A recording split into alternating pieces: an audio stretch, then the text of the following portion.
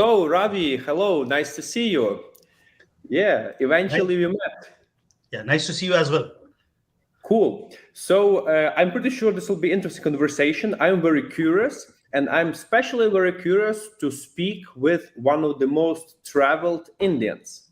Actually, watching at your profile on Nomad Mania, which I'm going just to explore in a second, together with you, uh, I am seeing that among the like list of travelers, you are number one, at least according to Nomadmania rankings. So you visited the most regions out there.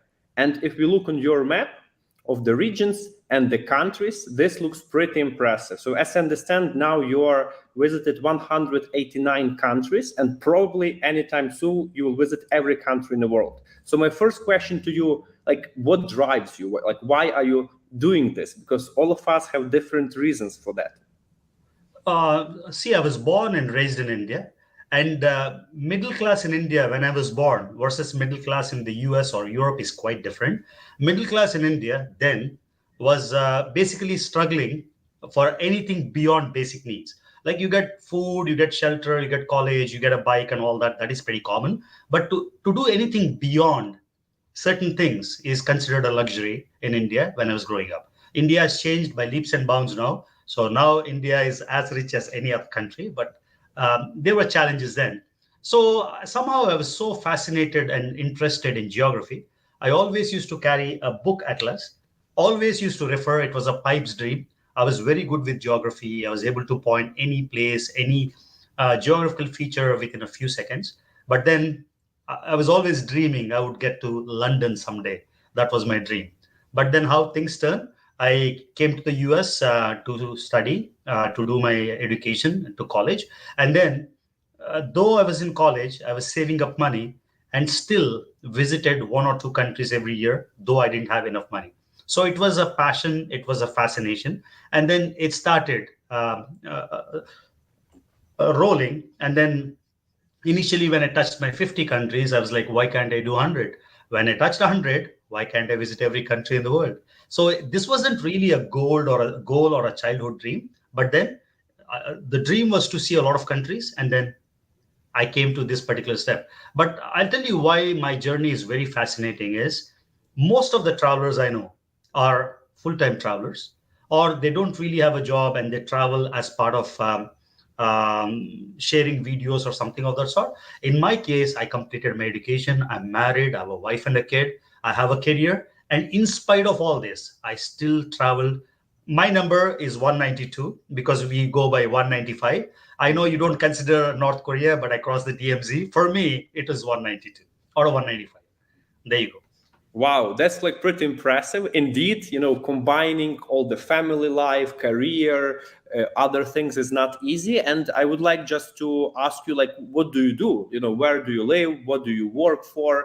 And which parts of travel like becomes part of the other parts of your life? Okay, so I live in Richmond, Virginia, in the US. I've been living in the US for more than 2 decades. So I'm born Indian, my culture is Indian, everything is Indian except my passport, which is the problem now. I have an American passport now. And because of that, I cannot travel to North Korea. You understand? So that's why, I mean, if there was a way I could travel to North Korea with my American passport, I would do it tomorrow. But since I cannot travel into North Korea because of restrictions in the US, DMZ is the best I could do, and I've done it twice. And then I have three countries left, which is Libya, Venezuela, and Nauru. And I plan to finish all these three countries in the next 1 or 2 months. And I live. Well, Sorry. You asked me a question, and I digress. So I work as a consultant, and currently I'm on a sabbatical because I was working with a federal government job. Because of that, I couldn't travel to Iran or Turkmenistan or Syria. So I took a break. And then once I finish my 193/195, I will get back to work. So I've been working as a consultant. I do information technology, some kind of change management is what I do. And I live in Virginia, as I told you. And I make sure I travel at least 20 countries, even with a job. So I make my vacations spread out, plan work and life very methodically and accomplish it. I have a friend who is pushing the idea that it's possible to travel even if the person is working like on a regular office job. And when he was like doing the smart calculations, like adding all the weekends, all the holidays, all the religious holidays, some taking like paid and unpaid vacations, he found that at least 100 days during the year it's actually possible to travel. You just need to do the proper calculation and proper planning, obviously. And then here you are, you are Ravi, who is visiting almost every country in the world. I have a little disadvantage, I tell you, because I don't live in Europe or in Dubai. My travel is maybe two or three times more expensive and 2 or 3 times more difficult. Imagine you're living in Paris. You can do all 47 countries of Europe in maybe every weekend. But for me, it's a flight out and flight back in. So it's a little more challenging than living in somewhere central of the world map. So, but in spite of that, if I could do it, anybody can do it. Yeah, but here I think I must challenge you, because you're Indian traveling with American passport. That's after 100 countries. The first 100 countries were with the Indian passport. Okay, you did 100 countries with the Indian passport. Yes. Okay, I just want to tell like to also other listeners who are watching this that we have a special on Nomad Mania. We have a special list for people from the low passport index countries. Let me just show you, and you can also share it with your friends. So basically we have, you see here, LPI ranking, and here we try to praise especially people who originate from like countries with a difficult passport. And like you got China, you got Thailand, you got India, and like Philippines and a bunch of other places where it's really not easy to travel. So how would you place me there? 50-50? You, I think, like because you, let me see, country, and we do India. It depends how you state yourself there. Yeah, so you're there. You're here, but depending on the ranking. So if we do, let's say, if we do all people in a low passport index, you see that they have a lot of regions here. However, if we rank by countries, by United Nations, you should be somewhere in the top. So there are a bunch of people who visited every country in the world. You see all the United Nations countries. And Ravi, you're number 9. Like you're in the top 10 of low passport index countries according to United Nations list, which is not bad, which is pretty. No, we'll push it up. Once I finish the 3 countries and add more regions, it'll go up. I'll take it as a challenge to be number 1. Absolutely. So I wish you good luck in that. Okay, those are all your passports. Wow. And then I'm showing you, old passports, but these are Indian passports, you see? Mm-hmm. Okay, that's interesting. Cool. So, like we have very nice and organic conversation, and I really feel that there are a few things in common between us. First of all, I'm from Ukraine. It's also a developing country as India. And until, let's say, 7 years ago, Ukrainians also were required to have visas to most countries in the world. Now our passport is like becoming better and better because we get recognized and supported by the Western states and so on. And the second thing is that India became my first country where I spent a long period of time outside of Europe. So I immersed myself in different culture, and basically back in 2010, I freshly graduated student. I was doing internship in India. I spent there 6 months. I visited at least half of Indian states, and basically thanks to India, thanks to all the experience I got there, I caught a travel bug, I must say. So you see how many things out there. So cool. India is always special for Indians. As you speak over India, I get very emotional because the fact is we appreciate India even more because we don't live in India. So I average at least 2 or 3 trips to India, and I almost covered all the states. There are about 5 states I've met to complete. So I've been to every nook and corner of India. And this year in 2022 and 2023, I've been to India 6 times. So basically here we can see the places you visited, and basically you can see that you visited like all areas in India, right? Yes. And the only other country which you in the Northeast, there are small states above Bangladesh. Those are the states I'm yet to complete, Okay, yeah. Cool. And obviously, you have to know your country. And the second country where you spend most of the time is obviously the United States, because you're living there at the moment. And I finished all 50 states in the US. Okay, every 50 state. Yeah, there are some few parts of the regions. These are regions because of Nomad Mania, but I've been to every state. Yeah, okay, that's pretty cool. However, like also it's possible to look on other places you've been to, and in Nomad Mania we practice a statement, show me your map and I will tell who are you. Like within our travelers community, it's possible to tell a lot about the person who is actually traveling, and he can share stories and so on. And looking on your map, I can definitely tell that you are methodically working to visit every country. Yes, because if you click the countries, you see it's like all orange. However, if you do regions, I see it's like mostly like you visit the capital areas or the place where is the airport, so you can do fly in and fly out. So this is my second challenge question to you. Don't take it personally, but it's our stuff. Are you a country ticker? I wasn't initially, I tell you. I've been to Thailand more than 30 times. I've been to France and Italy more than 10 times. If I were a country ticker, I would have finished every country 10 years ago. I did not realize that I was a country ticker until I crossed 100 or 125. So now, looking back, I regret I've been to Thailand 30 times. I could have finished 30 countries instead. Or I've been to India 40 times after I came here. So I'm not definitely a country ticker. But once I crossed that 125 number and it came into my mind, I have become a country ticker because I thought there is a lifetime. So once I finish every country, like for example, I go and meet a random person. I say, hey, I've been to 170 countries, for example. They're like, what, really? So I was just thinking the impression you make when you say I've been to every country and then travel to the regions, because once you're a traveler, always a traveler. It's not like I hit my 195 and I stopped traveling. So at 125 or 130, yes, I became a country ticker. Partly true. I think, like in many things in life, if you want to reach a big result, then it becomes like a sport. And here the numbers also matters.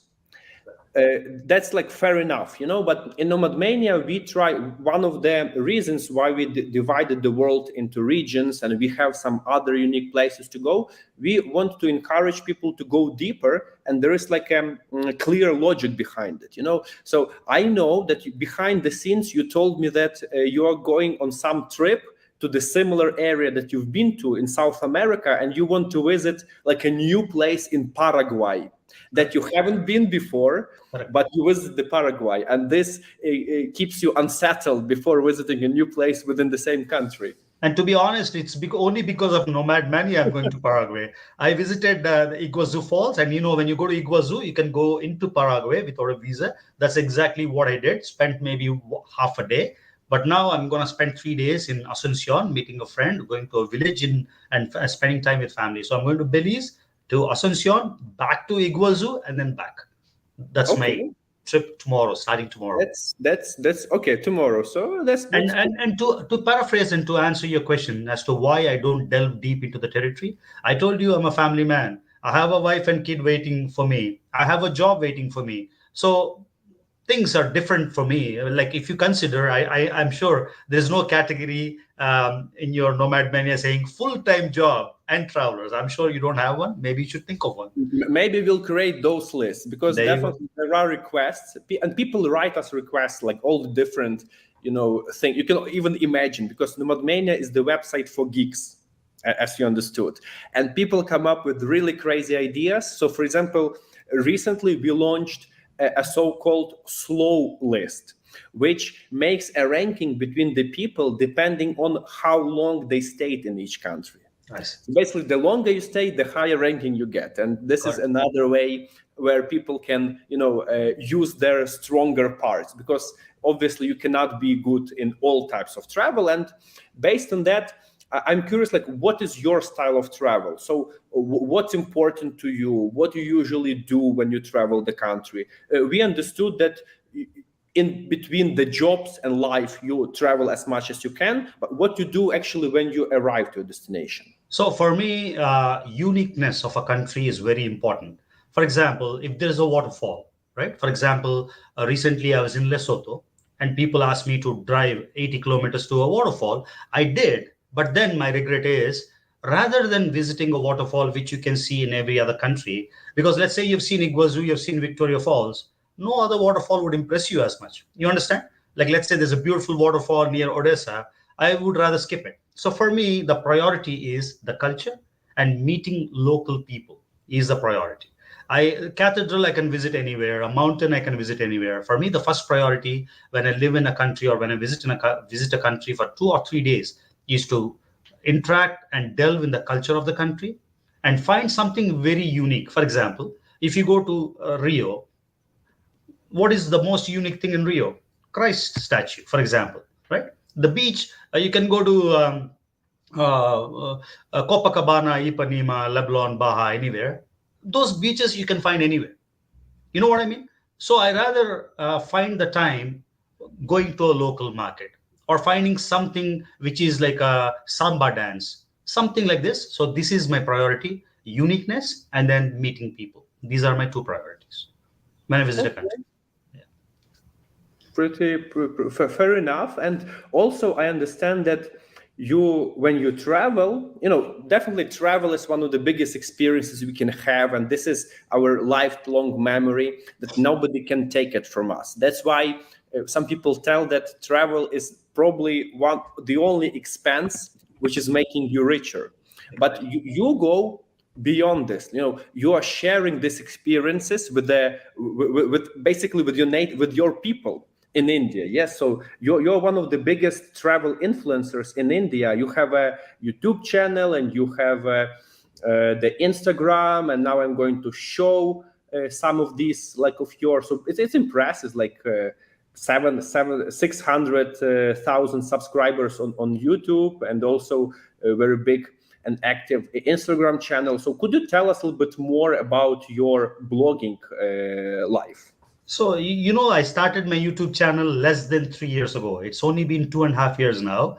And then I was mired in controversy. There are jealousy wars when you don't live in India and you have a local Indian channel. And then you should do it by most popular videos. Just do it by go to the category, most popular videos. There you go. Everything in millions. Mm-hmm. Okay. So what happened is somebody came up with an allegation, which is primarily the reason I was looking for Nomad Mania, saying that, hey, this guy has not traveled to all these countries, and then, people like to believe what they want to believe. And there was a big controversy. That's why my YouTube stalled. All these subscribers I have were within 2 years, and there is no growth in the last 1 year. So once I'm out of all these controversies, I will easily hit 1 million, and you will see me cross 1 million YouTube subscribers very soon. Okay, and you have Instagram, which is also a big part of the media that you are doing. Yeah, but here is my challenge, right? I do my YouTube videos in Telugu, my language, and Instagram essentially caters to the English audience. And the name of my Instagram does not match my YouTube, and that is the challenge. If I had the same name as YouTube, I would have crossed 500,000 here as well. This is the challenge. Okay, so you do it in Telugu language? For YouTube, but for Instagram YouTube is in English. And then I also have an English channel. Please look up Ravi Prabhu. I barely have 15 videos and I have 67,000 subscribers there. Just look up Ravi Prabhu. Ravi Prabhu in English, yes? In English, YouTube channel. And I'm going to make, you see it? Go up. Just a second. Ravi Prabhu. R-A-V-I. Yeah, Prabhu. And then just do Gilgit Baltistan. BHU, and then do Gilgit Baltistan after that. Gilgit, G-L-G-I-L-G-I-T. L-G-I-T. Gilgit. Yeah, just search. This one. Yeah, that is my, see, I barely have only 15 videos and I have 67,000. And my idea now, I'm shooting videos in Telugu and English. So I need to get this up as well. Okay. So I do have an English channel as well. Being like a travel blogger myself, I understand this is an incredibly hard job. It's a job on itself to do this. Yeah. So first of all, I'm curious. you do it Telugu. So Telugu is it's like it's not of the major Indian languages, right? It's not Hindi, not Urdu, not Tamil. Urdu is no. Telugu is the third largest language in India, and Okay. probably you can count it as number two. It's more than Tamil. See, you asked me about Urdu. Urdu is less than 1 or 2% in Okay. India. How Pakistan speaks similar? Urdu. Hindi is the major language. Then comes Marathi, Bengali, and Telugu. All these are huge languages. So Telugu happens to be the population wise 130 to 150 million. That's big. Is it also part of Indo-European group of languages? So is it like kind of No. close to is it like interchangeable with Hindi? Is it similar to Hindi or is it like completely Very different? very different. Very different. It's like Ukrainian and French. Okay, so which part of India does it is popular in? Open up the Indian map and I'll show you. Just a second. Oh, that's you see, I can learn something new today. Because you are familiar with India, so. Так. Here we go. And yep. Yeah. So concentrate on the lower part, and you see Hyderabad written right there. Yes. So that is also a Telugu state. There are two states. One is where you see Telangana, and the one next to it. Those two states are are Telugu speaking. Okay, so this is Telugu. Telugu. Yeah, there you go. Language map. I just want to see. Yeah. Okay, this is the one. The whole thing. Yeah. I see. The dark blue is where Telugu speakers, but you see the light blue surrounding it. Lots of people. And for example, Microsoft CEO is a Telugu guy. Okay. Wow. And the Google CEO is a Tamil guy. Both are Indians. So basically, your audience are native Telugu speakers. Correct. All over the world. Over the world. Do you see in your stats like people from northern India who are watching you, for example? They do. The problem is I don't have English subtitles. And you know the Indian languages, one language to the other language is totally different. That's why my mission now is to cater some time and develop that English channel. Imagine there are a lot of English channels like Drew Brinsky or Yes Theory. But imagine an Indian guy speaking English connects more to the Indian audience. And then in India, we are blessed with numbers. We have a huge population. So it's very easy. Once people can find that connection and they find an authentic Indian origin traveler, I can grow that English channel as fast as the Telugu channel as well. Okay. I need to put some efforts. I'm not finding time, but I promise I'll make my English channel as popular as the Telugu one as well. I think that the fact that you're doing a Telugu channel is also means a lot because you develop Telugu language on the internet. Basically, you produce content, you make the language richer, and you make the entire Telugu world online more valuable.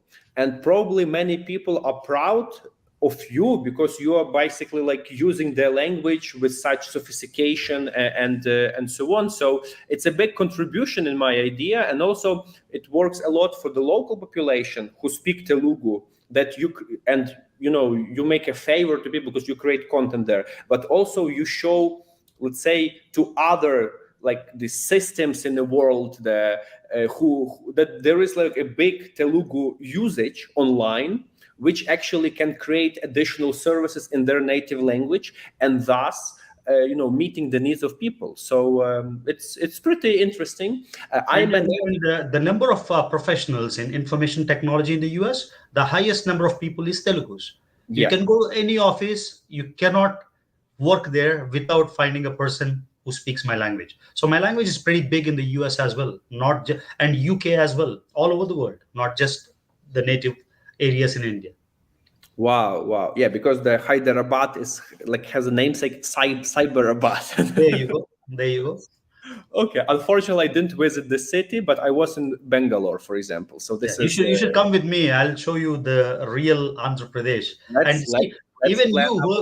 Even you who have lived in India for a long time, and you were asking me, hey, is it like Tamil? My language is bigger than Tamil, and you didn't know this. That's You why. see, my bad. That's something I have to improve. But thank you a lot for But sharing I don't know this. why. Generally, people after Hindi, they think Tamil is the second biggest language in India. I don't know. Even Bengali is pretty big because you also have Bangladesh. Combined, it's a huge language. Because I will tell you, like my projection. First of all, Chennai is one of the largest cities, and yeah, it's fourth, but it is one. And I believe there is a big TV production in Tamil. So Telugu is no, bigger than Tamil. There you go. well, okay, I have to then watch more So of. now I need to do something for my language. The recent Oscar was also for Telugu language. The Mm. recent Oscar, India got two or three, not many. The Oscar this year was also for Telugu language.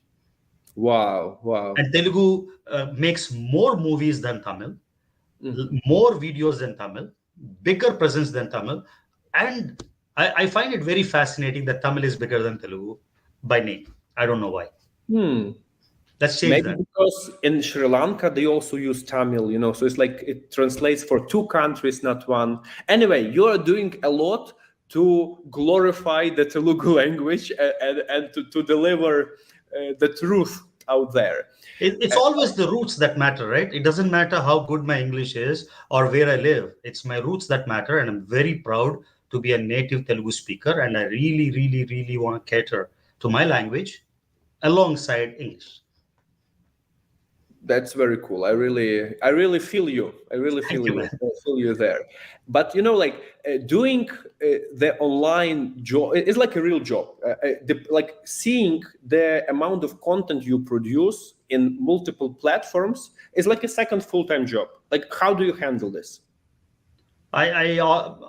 This is a very interesting question. Believe me, I do consulting, meaning 40 hours. I mean, before I quit my job, 40 hours a week, and travel like crazy every month to at least one place, and almost make a video every day and post it every day. When I don't travel, I make videos with my family or talk about my travel experiences, or how does a traveler when not traveling dwell his life is also an important part, because when people and audience connect with you as a friend, they become part of your online family. They're interested. Hey, what does this guy eat? How does he spend his day? What does he work? What kind of clothes he wears? So this becomes an essential part, and many people ask me, you're a traveler, why are you posting home logs? I said I'm a traveler, and traveler is my primary profession. Let's say I'm a information technology consultant, but people are always interested as to how I reach the goal. That doesn't make you a different education goal, right? So it becomes part of the system. And about 1 year ago, I got stuck in all these controversies, allegations, and stuff. That's why it has slowed down. But earlier, on average, 3 to 4 videos a week. Like you said, I don't know how I do it, but maybe it's the mind power that drives you, Like, for Mhm. example, yesterday, I was sleeping for 20 hours. I was not even in a mood to get off the bed. But today I got off the bed because I have an interview scheduled with you. So it's always you pushing yourself. What makes you push it is what matters. That's how I do it. Wow, wow. Okay, then that sounds very good. And like, are you considering pursuing the career in information technology, or you would rather develop more as a traveler and blogger? I always found, like, for example, let's say I quit my job and I start making YouTube as a career. That becomes a job. Nobody likes to do a job. So that's Mhm. why I do multiple things. When I have a primary job, YouTube looks like a hobby. But if I quit my job, then this becomes a job, and I'm not really traveling, I'm working. So that's why for me, I'll continue pursuing. Because of the challenge, I quit my job, and then I haven't started looking for one because I'm so close to my end goal. Once I reach the end goal, I will pursue something else, because I'm somebody that gets bored very easily. This is my drawback. So if I only do YouTube day in and day out, I cannot push myself. So I need to, what do you call it, multitask. Okay, okay. So what's your like? Do you have like a plan to visit every country? Because now you're in 189. You've got four more to go to visit all the official United Nations. Three. Okay. 3 for me. Because Sorry. yeah, Yeah. I mean, I want to finish it in the next 1 or 2 months. I'm very confident I'll be able to finish it by August or September. The Libya visa is taking a long time because of my passport. It's been 3 months now. I spoke with the guy. He said it can happen anytime. The moment I get it, done. Nauru in August and Venezuela in August as well. So I'll finish everything in the next 2 months. So we've got Libya, Venezuela, we've got Venezuela, Nauru. and Nauru. That's it. And Nauru. Okay, and North Korea, the only option for you is basically doing the DMC because I've already done it 2 times.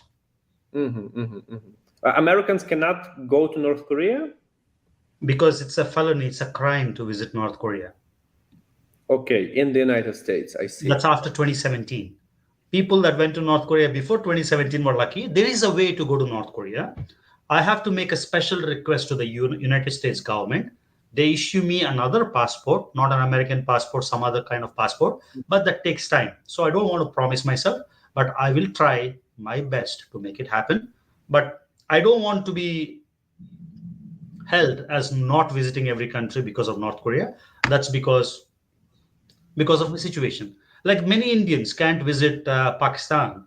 So I'm interested. For example, I see Mr. Beni Prasad, how he visited Pakistan. Right? So, if a country restricts another country not to visit them, or if there is a restriction, maybe Nomad Mania should consider. It's not because I don't want to visit North Korea. It's because I cannot visit North Korea. There's a difference. I mean, there are some exceptions in Nomad Mania. We assume, for example, there is a Mount Athos in Greece, which is a very unique religious place allowed to be visited only cannot visit it. That's why we have some exceptions when it's counted as a visit. Like if you arrive very close on a boat to a place, and then for women we count it because they did already pretty significant efforts to make it within the reality possibility of it. So there are always ways around it, But maybe you guys should make an exception for US passport holders for North Korea. Like I said, right? If there is any way, you find me a way, I will go to North Korea tomorrow or whenever. I don't mind paying $5,000 if I have to. But since there is no option, this is my issue. We'll discuss it with our team. Thanks for raising this question, and also the beauty of Nomad Mania is that there is definitely a feel of community there, and you can go to each region, each country, see the travelers that visited those areas, and basically just reach out to them and ask for a travel advice, or do that part. I'll give you another example. Let's say you're a Syrian citizen. You cannot visit Israel. But you cannot deprive a Syrian guy, which is a big thing, probably the poorest in terms of strength, the poorest passport. So if a Syrian 92, I would give him 250. You understand? But they cannot visit Israel. It's not because he does not want to. It's not because he doesn't have the power or the money. It's because you cannot. So exceptions need to be made in those situations is just to ask for Nomad Mania. Good point. Thanks a lot. And guys, if you're watching this video and you have any recommendations, any suggestions for Nomad Mania, please reach out to me or just go on our contact form on the website. And we are absolutely open for all constructive and useful ideas. Fantastic. Okay, I Ravi. have one more question before you ask me the next question. Do I have to wait to finish the 193 to get the certificate, or can I get the certificate simultaneously to get the badge with maybe 20 country? Okay, so basically what we have a verification. We have a verification system. Let me just show you how it works. You can find all the details about here. So info and verification. Okay. There it's written our process of verification. We have a specialized committee of 4 people who follow a particular process to verify an alleged travel record. Yeah, and basically, you absolutely qualify for this verification. So if you go to all the travelers and you can see people have those badges. Yes, United Nations verified and regions verified. So what you have to do is you simply contact You go here, you make a request, verification, confirming visiting countries, and then this process will be started. I absolutely encourage you to do this anytime, because definitely you are in the top of the list of Indian travelers, and you, with your countries, you already qualify to be verified.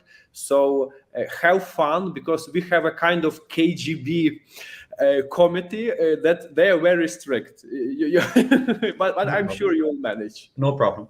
Is there a time duration? Like if I spend 48 hours in a country, is that still qualified, or is there like you have to spend a week or 10 days or No, something no, like no, of course, 40 hours qualified. On our website, we have also the exact guidelines, what is considered to be a visit. Just an example, airport transit is not a visit. You actually have to go to the country, that? Of So course. that's one of the example, but then there are, it's pretty precise list. And this is like a big feature of Nomadmania, that we take things very seriously, because we want to establish ourselves, and we probably are already established as a trusted place where people, if they tell something if they like claim it on the map, this means that the entire community have to be sure that this person actually did it.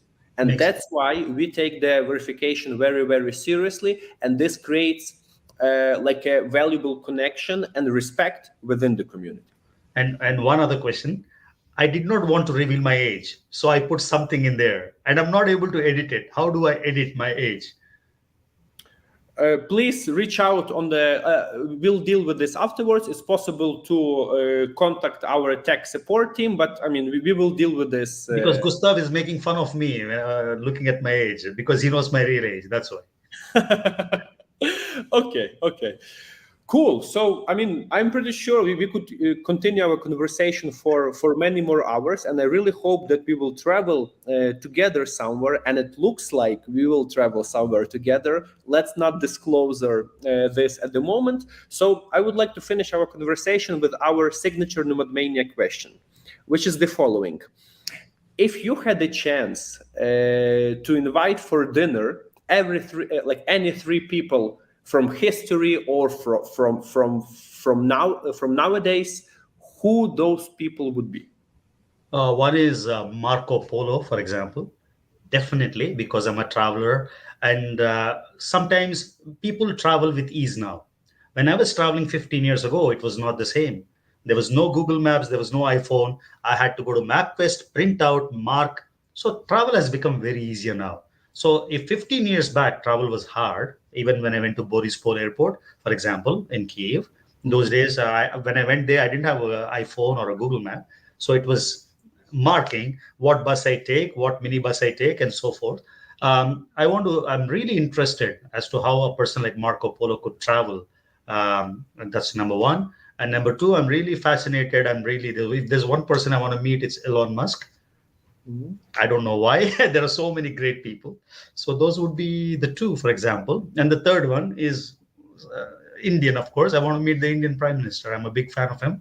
He has made India, at least outwardly, in the foreign world or across the world, very popular. And probably he has more supporters outside India than India. So I want to meet him. These are the three people to answer your question. Okay, so I wish you good luck meeting at least the latest two, and then who knows how it will work with Marco Polo somewhere on the sky. Someday, yeah. Thank you, Ravi. It was a beautiful conversation. I learned a lot today, and I really looking forward to see you personally, and wish you good luck in Yeah. reaching your goal. Okay. All the best. So what? The other question about verification is, I mean, I know I can have this answered later. Just to understand, is a stamp of a passport enough, or do I need to do a visa, a passport stamp, photos, videos? How does it work for a So country? we have guidelines. I will link you to the guidelines, and you will see all the examples. Okay. Definitely, a stamp works, because this actually tells that you visited the place, right? So I'll just send you the link. That we have pretty elaborated in structure on that. Okay. Is that all, or you have more questions for me? That's it. I think So, what was the last country you visited, Orest? I just came back from Cameroon. So basically, my recent trip was to western part of Central Africa, where I did Gabon, Equatorial Guinea, and Cameroon. This was the last one. But at the moment, I'm based in Ukraine. And you know what's happening in Ukraine, that there is war. I'm living in the west, in Lviv. This is the city in the west of Ukraine. It is a rather safe area, but... Polish border? Is the Polish yes, border? Okay. near the Polish border, yeah. However, it's very special and not an easy time for our country, but we will break through and everything will be good, I'm sure, in the future. I'm sure. Man, it's absolutely amazing to meet you. And I am ashamed I didn't know about Nomad Mania until we were in Turkmenistan with a group of people that Gustav organized, but he could not visit, unfortunately. So I was sitting next to a Filipino girl who is also traveling. She finished her 100th country. She was like, "Do you know Nomad Mania?" I'm like, "No." She's like, "What a shame." And then the moment I came back home from Turkmenistan, this is the first thing I did. And I feel even more ashamed that I didn't know such an amazing platform. And I'm so glad I got connected and really, really glad to be speaking with you right now. Same for us. It's a big honor for us to have such a travelers as you on our platform. So let's continue our cooperation and friendship. Thank you, Orest. Thank you for your time. See you. Bye-bye. Bye.